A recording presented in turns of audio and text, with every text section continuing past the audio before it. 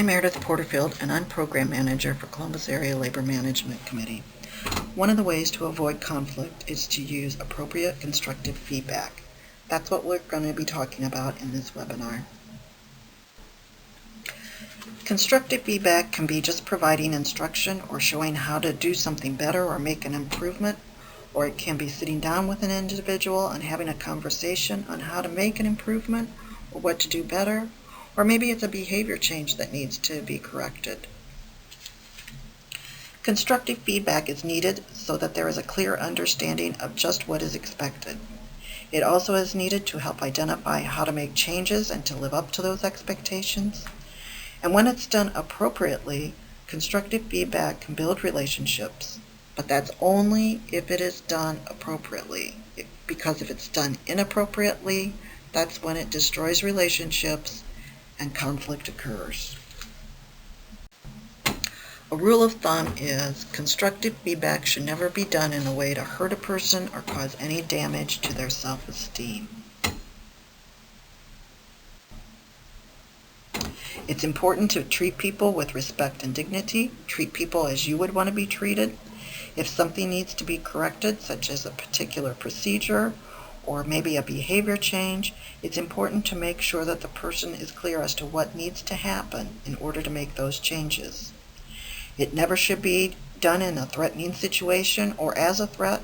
And to give an example, if more than one person was providing some constructive feedback, the recipient of that feedback could feel somewhat intimidated, or they could feel like they're being made to feel terrible, diminish their self-esteem.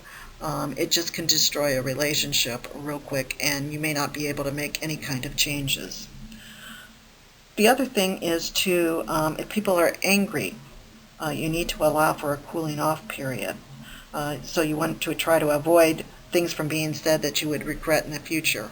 And that can be for the person that's giving the constructive feedback as well as the recipient. It's important to think about trust. In this type of situation, we really don't want to destroy the trust levels if we do have some, and we want to try to build trust as much as we possibly can. So think how quickly it can take to destroy trust, but think how long it takes to build that trust. And that can also help you as far as constructive feedback is concerned. So let's look at what should be done that will help avoid conflict. If it's necessary to sit down and have a talk, that's fine, but do so privately. We don't want to have an audience. Remember, we're trying to build that person's, we don't want to lower that person's self-esteem. We don't want to embarrass them. We don't want to put them on the defensive. And the other thing that's very important too is to think about vocal tone and nonverbals, because you want to try to convey a message that it's one of help. You want to help that individual correct the behavior, or you want to help them improve the procedure or whatever it is. In fact, just saying, "How can I help you make the improvement?" can go a long way as far as building that relationship and avoiding conflict. The other thing too that's important is to use an I message instead of you message. Now, what's a you message? I want to talk about that before we go into I messages, but actually a you message is probably something that we've all had at one time or another.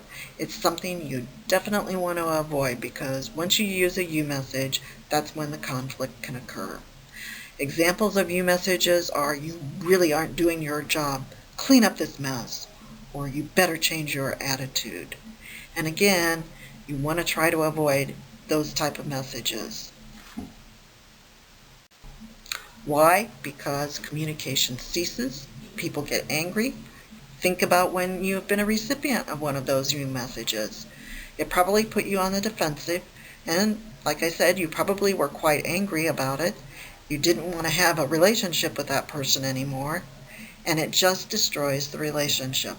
Nothing else can probably happen for the positive, not even the behavior change or making an improvement in a procedure. So what we do is we use an I message. And an I message reveals a little bit more about why the person is feeling the way they do, and it also lets the person express how they feel. So there is some venting that is allowed through an iMessage. It focuses on the particular issue, not on the person, which sometimes happens with a you message. It's honest, it's open, it provides for more communication, it just gives more explanation to the person that's the recipient of the feedback, so that they understand a little bit better and they're more willing to make any kind of changes or corrective action that they need to. So what's an iMessage? There's 3 parts to an iMessage, and I have them listed here, and I also have an example. So we'll go through the 3 parts with the example. Expresses feelings, such as I resent it, and those are the feelings. When weekly reports are late, that describes the behavior, why you resent it. And the effects of all of that, I have to work late to finish my work. It provides that person with a little bit more information that they probably can relate to, especially when it comes to working late. Nobody really wants to have to work late. That person can probably relate to that a little bit better. But it also provides for you, the person that's giving the feedback, it gives you the opportunity to vent your feelings, the resentment, the frustration, the anger, whatever it is. So both the recipient and the giver are get something out of this as well. Some other examples as far as iMessages are concerned. It frustrates me when someone comes late to the meeting and we have to spend our limited time providing updates, and it makes me angry when I'm interrupted because it makes it hard to make my point. And if you look at those examples, in no way is there a you, or is it a you inflicted upon those examples. It's just, it helps the relationship. Some people think it's a little bit flowery, it's something they don't necessarily want to do because it sounds overly nice, but at the same time, it really can help the relationship. It doesn't diminish anybody's self-esteem. The person is allowed to vent as far as the person giving the feedback. It's just a much better approach as far as trying to resolve a situation and avoid any kind of conflict. Here's a couple of scenarios for practice. You can come up with an iMessage on your own, and you can identify the feelings, behavior, and effects. You can do this now, or you can do it later on. But just be thinking about how you want to give an iMessage. And the first few times you do an iMessage, it is going to feel kind of uncomfortable. But you also need to practice giving that iMessage, or think about what you're going to say to the individual as far as an iMessage is concerned.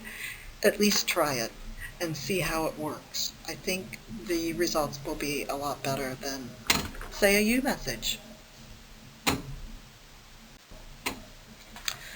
That's the end of our webinar. For more information on conflict management or some of the other topics that we provide assistance with, you can go to our website, calmc.org. We would be more than happy to help you, or we can even provide facilitation if you need it for your next meeting. Thank you very much.